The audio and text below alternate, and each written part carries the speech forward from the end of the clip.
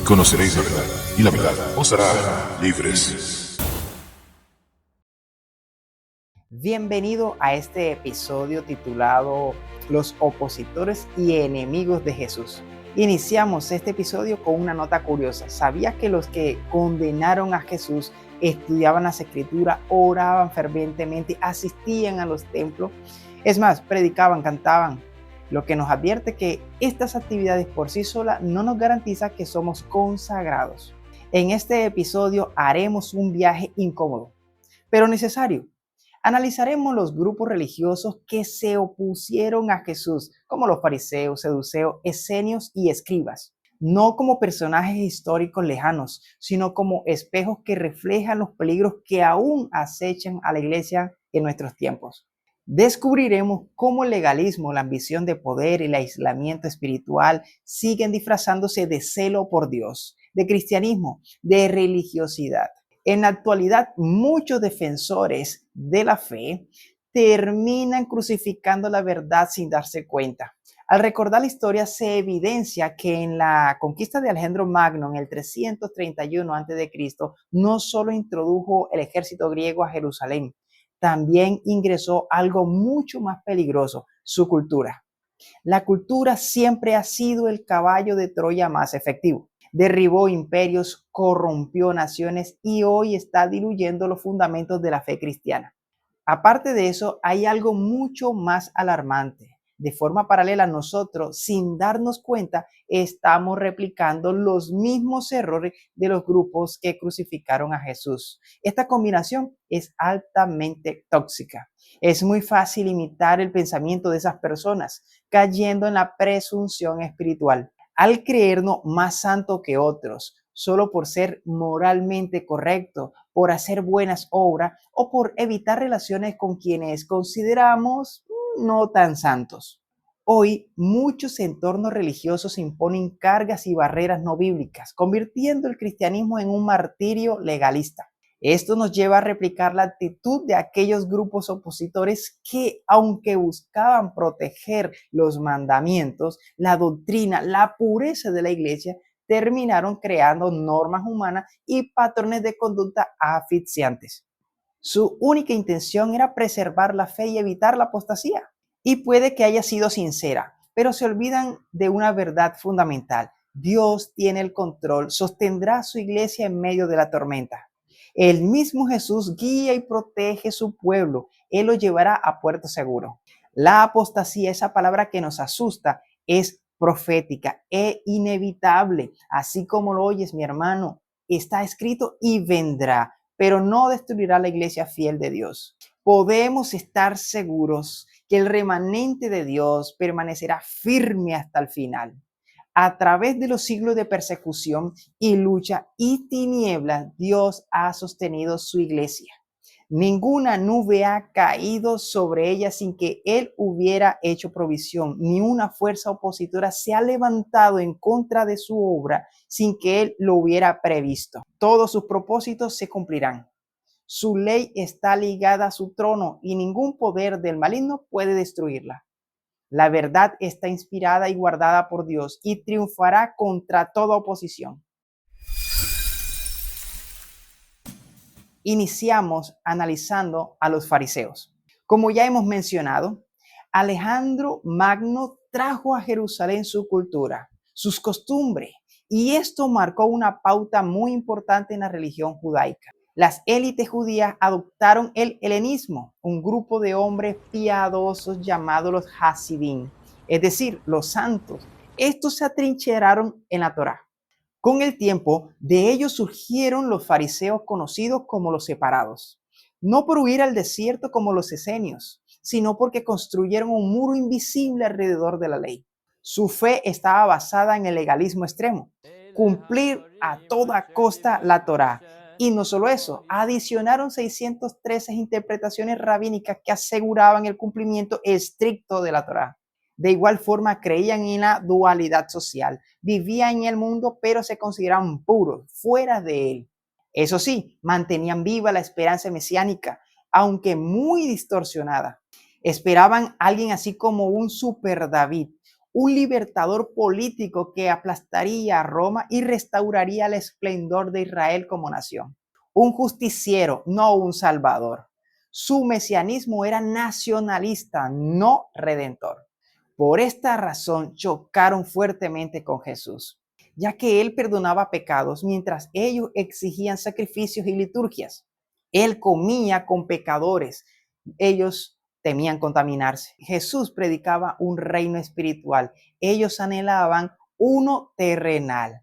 Digamos que eran metas diferentes. Podemos resaltar lo siguiente: el rigor religioso puede cegar el corazón. Nos aferramos a tradiciones o un escrito está, o juzgamos a otro desde nuestra pureza autoimpuesta. Lo paradójico de este grupo es que fueron los principales preservadores de las escrituras hebreas. Mantuvieron viva la esperanza mesiánica en los tiempos más oscuros. Y sin embargo, cuando el Mesías vino, fueron sus verdugos. Su legalismo les cegó. Los fariseos nos enseñan que es posible estudiar la Biblia toda la vida y no conocer al autor, defender la ortodoxia, las reglas, las normas y crucificar la verdad, ser moralmente impecables y espiritualmente muertos. Hoy hay quienes se creen expertos en imponer normas para fabricar y forzar los buenos frutos de la iglesia, cuando en realidad esos frutos deberían surgir de manera natural y espontánea, como resultado de una consagración plena y amor genuino a Jesús. Algunos cristianos piensan que juzgar lo exterior, las apariencias, las conductas visibles resuelven el problema de la apostasía. Ojo, no digo que se deba rebajar los estándares bíblicos para crear esa especie de cristianismo amigable. Estoy convencido de que el cristianismo debe diferenciarse no solo de apariencia, sino también de conducta. Debe verse la diferencia entre la luz y las tinieblas. Pero seamos sinceros, la mayoría de las veces las amonestaciones se hacen bajo un celo santo, pero que en realidad nos tomamos a nosotros mismos como modelo. Algo así como que mídete con mi ejemplo. Pero por lo general, la mayoría de las veces, lo único que se busca es proteger la reputación de una denominación. Realmente no se trata de ayudar al errante. No digo que esto sea pecado, pero si somos sinceros, si somos honestos, la mayoría de los casos solo señalamos el error y decimos arrepiéntete, sin enseñar, sin guiar, sin acompañar. Y peor aún, nuestras propias vidas a menudo nos desautorizan. Nuestro carácter, nuestros pensamientos no reflejan la santidad que exigimos a los demás. Nuestros errores los justificamos. Los ajenos los condenamos. Otro problema actualmente de la iglesia es el ingreso de la cultura y la moda.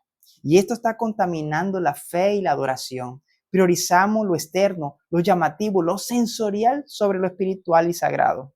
La normalización del pecado se evidencia en bautismos prematuros, llenando las iglesias de miembros sin fundamentos, sin conocimiento bíblico y peor aún, con mentes aún no convertidas. Creer en Jesús no es saber que existe o que viene pronto.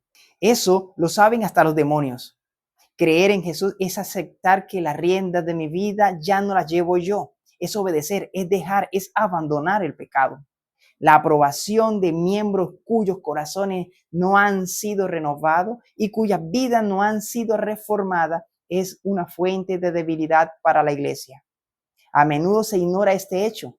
Algunos ministros e iglesias están tan deseosos de asegurarse el aumento de los números que no prestan un testimonio fiel en contra de hábitos y prácticas que no son cristianas.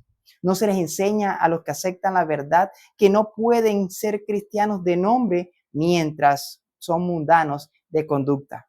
Esa frase que dice el camino al infierno está pavimentado de buenas intenciones nos advierte que las buenas intenciones por sí solas no bastan para evitar los malos resultados.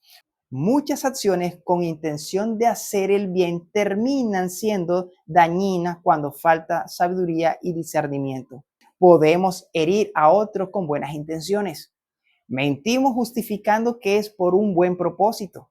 Validamos comportamientos erróneos porque la intención era buena. Mi hermano, el problema surge cuando nos basamos únicamente en nuestros propios juicios y conveniencias. Carecemos de discernimiento espiritual. No investigamos ni examinamos a fondo las situaciones. Recordemos que una iglesia con debilidades y vacíos bíblicos se vuelve vulnerable a la apostasía. Hoy vemos cómo nos preocupamos más por aparentar que por ser cristianos auténticos. Mostramos crecimientos numéricos manipulados. Convertimos la fe en una competencia entre denominaciones. Algunos pastores rivalizan por quién aumenta el número de sus feligreses, llegando a la traición, chantaje y a veces a la manipulación. La triste realidad actual es que algunos líderes obsesionados con el aumento de número financiero a punta de engaño y presión psicológica, preocupados más por subir sus sueldos y su posición eclesiástica, buscan poder y nombre, fama. Olvidan el verdadero propósito, enseñanza sólida y discipulado. También ayudar a salvar a otros. No les importa el rebaño, solo su reputación respaldada por estadísticas y mentiras. No tienen olor a ovejas, ya que no conviven con su congregación. No huelen a campo, están desconectados de la realidad de su pueblo. Muchos no preguntan cuántas ovejas faltan, ni saben cuántas hay en su rebaño. La vocación está escasa, la dedicación es casi inexistente. Hoy, cuando leemos los choques de Jesús con los fariseos, deberíamos preguntarnos, ¿en qué esquina de mi religiosidad me he convertido en uno de ellos?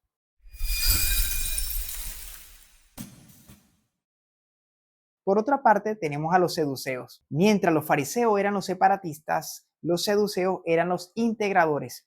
Aunque no por fe, sino por conveniencia, su verdadero objetivo era el poder. Mientras los fariseos discutían en las sinagogas, los seduceos gobernaban desde el atrio del templo.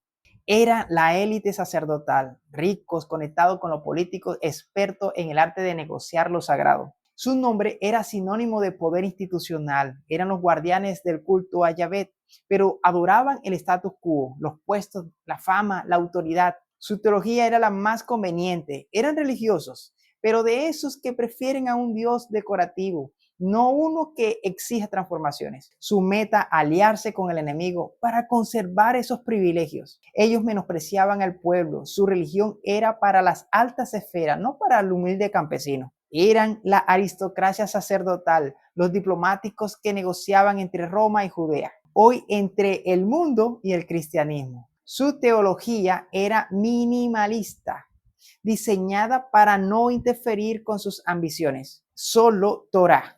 Rechazaban profetas, salmos y toda experiencia de los antepasados. Sin ángeles ni resurrección. Si no estaba escrito en el libro de Moisés, no existía. Este grupo no creen en el retorno de Jesús ni en la Nueva Jerusalén. Sus actos lo demuestran. Tienen más planes a largo plazo en este mundo que prepararse para salir de él. Creían en la libertad de elección absoluta. Dios no intervenía. El éxito dependía de su astucia y en cuántos recursos podían amontonar. Eran los secularistas de su época. Creían en Yahvé como un símbolo nacional, no como un Dios que perturbara sus acuerdos con Roma. Sus encuentros con Cristo fueron explosivos. Cuando preguntaron sobre la resurrección, no buscaban respuestas, solo ridiculizar. Jesús los llamó ignorantes de las Escrituras y del poder de Dios. El peor insulto para quienes creían dominar ambas cosas. Su historia advierte sobre fe sin consagración. Cuando Jesús desaparece del corazón, solo habrán rituales vacíos. También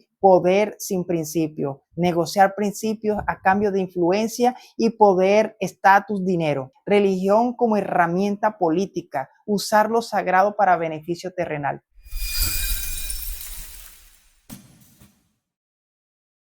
De las ramas más extremas del Hasidín surgieron los esenios. No contentos con separarse del mundo, como los fariseos, lo abandonaron por completo. Mientras Jesús comía con pecadores, los seduceos negociaban en el templo. Ellos formaban comunidades monásticas en el desierto de Judea. Su rutina diaria era un reproche contra la sociedad.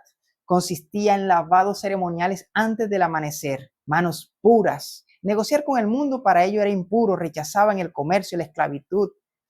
Comían pan sagrado. Estas comidas comunitarias se preparaban por sacerdotes y vestimentas inmaculadas, ropas blancas, símbolo de pureza angelical. Eran extremistas, no se casaban, creían que la mujer era la fuente de la corrupción. La paradoja es que practicaban bautismos diarios, pero no creían en el perdón gratuito. Su salvación dependía de sus rituales perfectos. Aunque nunca interactuaron directamente con Jesús, el contraste era revelador. Jesús decía que el Espíritu del Señor lo envía para sanar quebrantados. Los esenios decían que se debían alejar de los quebrantados porque eran impuros. Jesús comía con pecadores. Los esenios solo comían con sacerdotes, con perfectos. ¿Será que estamos convirtiendo la fe en una burbuja de pureza autojustificada? ¿Será que estamos amando más los rituales que a las personas? Los esenios buscaban la luz, pero la luz vino al mundo y prefirieron las cuevas.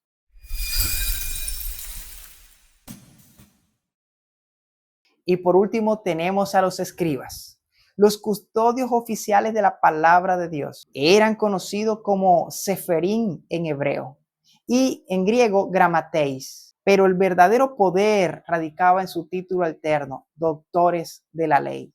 Mientras los fariseos eran el partido popular y los seduceos la élite sacerdotal, los escribas constituían la inteligencia religiosa de Judea. Su labor iba más allá que copiar textos sagrados. Eran los juristas supremos que interpretaban cada jota y tilde de la Torá, estableciendo procedimientos legales que se convertían en tradición vinculante. Su sistema funcionaba como una corte suprema. Su teología, desarrollar complejas reglas hermenéuticas. Crearon códigos de conducta para cada situación imaginable, desde cómo atarse los zapatos hasta cómo negociar un divorcio. Sus decisiones tenían autoridad divina para muchos judíos. Aunque algunos escribas como Nicodemo buscaron a Jesús en secreto, la mayoría cuestionaron su autoridad.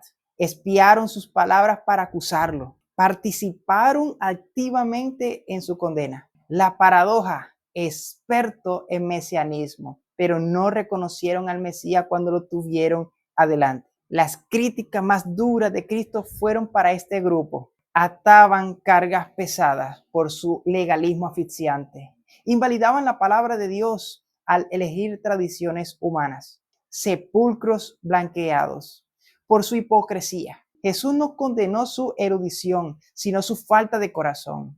Hoy somos estudiantes de la palabra o somos escribas modernos. En ese entonces Roma concedía a Judea una ficticia independencia mientras mantenía el control absoluto.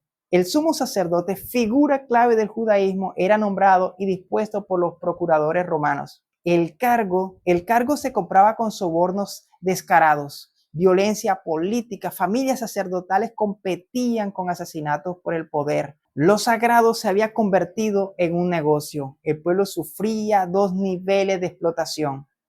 El impuesto romano, el 30% de la producción, las exigencias sacerdotales, diezmos obligatorios, ofrendas voluntarias y restrictivas.